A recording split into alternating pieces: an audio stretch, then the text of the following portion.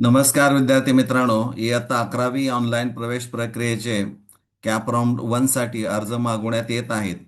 परंतु 21, 22 आणि 23 या 3 दिवसामध्ये ते अर्ज जरी भरावायचे असले तरी यामध्ये तांत्रिक अडचणी प्रचंड येत आहेत. वेबसाईट सतत हँग होत आहे आणि प्रॉब्लेम क्रिएट होत आहेत. त्यातच आणखीन एक प्रॉब्लेम असा आहे की महाराष्ट्र राज्याचे एकूण 8 विभाग पाडलेले आहेत. यामध्ये नागपूर आहे, औरंगाबाद म्हणजे छत्रपती संभाजीनगर, अमरावती, नाशिक, लातूर, पुणे, मुंबई आणि कोल्हापूर. आता या विभागीय हे जे 8 विभाग असणार आहेत त्यांना विभागीय शिक्षण उपसंचालक असणार आहेत. त्यांच्या निदर्शनाखाली त्या विभागाची प्रवेश प्रक्रिया ही पार पडणारी असते. आणि त्यांनी या 8 विभागामध्ये जे काही जिल्हे, तालुके किंवा कॉलेजेस असणार आहेत त्या भागातल्या विद्यार्थ्यांना किंवा संबंधित शिक्षकांना जर काही अडचणी येत असतील तर त्यासाठी मार्गदर्शन केंद्र ही त्यांनी स्थापन केलेली आहेत. त्यांना विद्यार्थी, पालक किंवा शिक्षक सुद्धा थेट संपर्क करू शकतात. आणि हे जर आपल्याला पाहायचं असेल तर वेबसाईट ओपन केल्यानंतर हा लॅपटॉप आहे पहा. Home provisional merit list career path आहे. त्यानंतर डाउनलोड म्हटलंय, पुढं डॅशबोर्ड आहे आणि FAQ. इथं आपण डाउनलोडला जर क्लिक केलं तर इथं पहिल्यांदा दिसतंय पहा, गायडन्स सेंटर लिस्ट इयत्ता 11वी प्रवेश प्रक्रिया सन 2026-27 मार्गदर्शन केंद्र.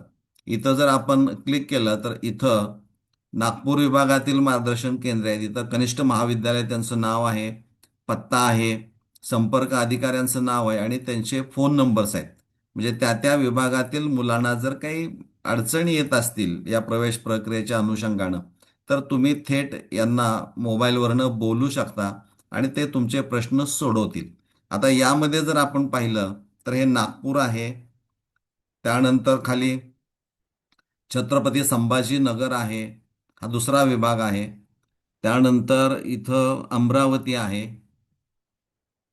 अमरावती नंतर नाशिक विभाग, त्यानंतर इथं दिसतोय लातूर विभाग आहे, त्यानंतर इथं पुणे विभाग आहे. हा पुणे विभागाची यादी आहे. त्यानंतर इथं मुंबई विभाग असं म्हटलेलं आहे. आता मुंबई विभागानंतर खाली आपण जर गेलो तर इथं यादी संपते.